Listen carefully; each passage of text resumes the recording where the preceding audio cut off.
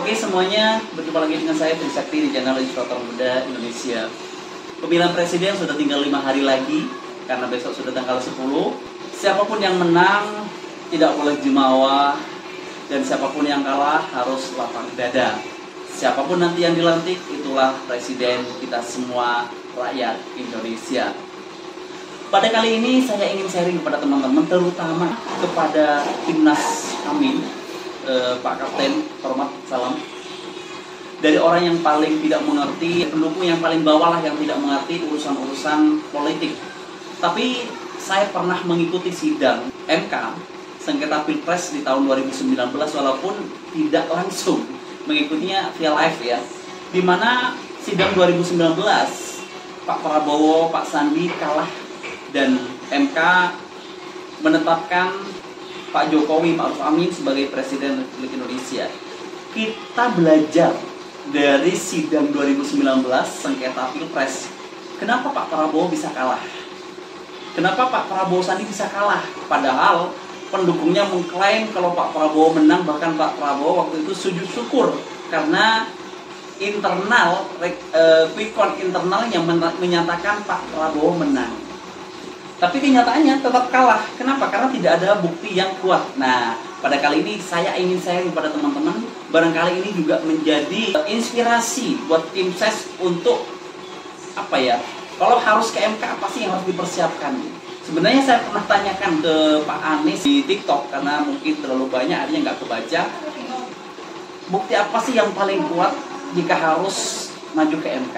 Nah, saya baca-baca. Ternyata bukti yang paling kuat itu cuma satu.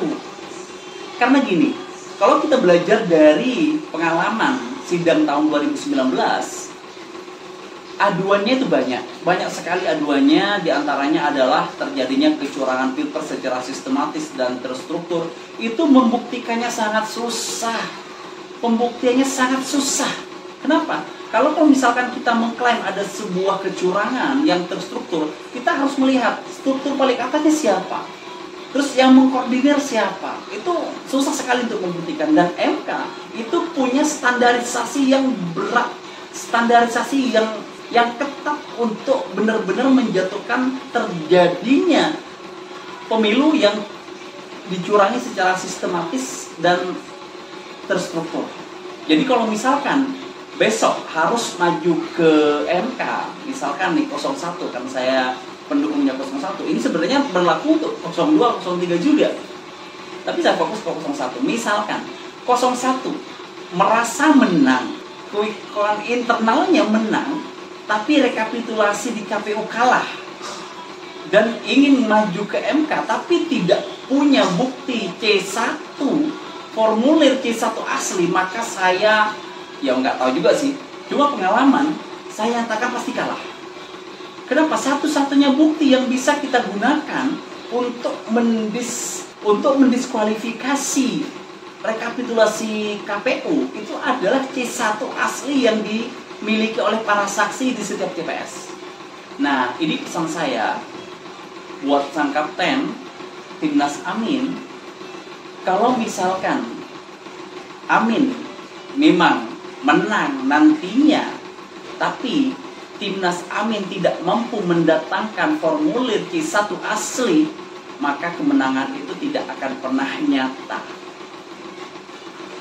Kalau misalkan menurut Timnas Amin, Amin menang, tapi di KPU kalah, dan Timnas Amin tidak mampu mendatangkan formulir asli C1, maka susah untuk mengubah rekapitulasi KPU. Itu yang pertama. Jadi kuncinya satu.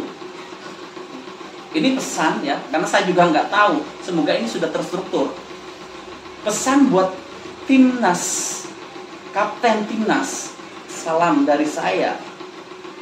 Mohon C1-nya, formulir C1 bener-bener diamankan yang real, yang asli. Karena saya pernah baca, Nasdem dulu pernah katanya mengajukan, mengklaim ada suara caleg yang hilang di tengah jalan, tapi nggak dikabulkan. Kenapa? Karena formulir C1-nya itu fotokopian dan banyak di step cair. Nah, berangkat dari sini berarti kalau misalkan nanti mau mengumpulkan formulir C1, yang pertama harus asli, yang memang mungkin di situ sudah ada tanda tangannya dari para saksi dan KPPS-nya. Yang kedua, tidak boleh para saksi tidak boleh men-step atau menghapus coret-coretan pada formulir C1, dan pastikan formulir C1 sama persis dengan yang punya KPU. Kenapa? Karena nanti akan dibandingkan. Kalau misalkan nanti Amin mengklaim menang dan memang buktinya ada, formulir C1-nya ada, maka saya yakin bakalan menang juga di MK. Tapi kalau misalkan mengklaim menang tapi tidak ada bukti C1 yang asli, ya sudah, mimpi untuk menjadikan Anies sebagai presiden. Jadi itu yang pertama.